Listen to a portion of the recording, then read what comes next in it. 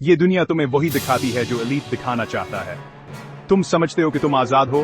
हाँ, तुम सिर्फ एक चाबी से चलने वाला खिलौना हो।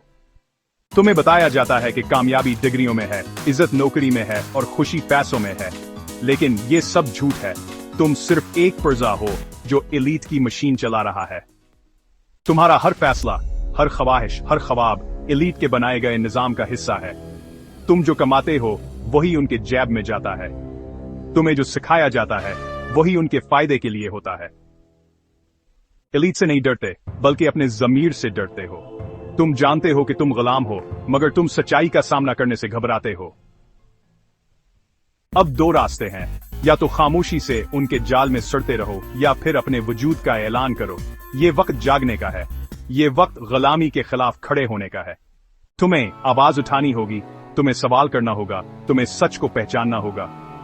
ये वीडियो अभी शेयर करो ताकि एक और जहन जाग जाए, क्योंकि अगर तुम नहीं जागोगे तो हमेशा हमेशा के लिए सो जाओगे।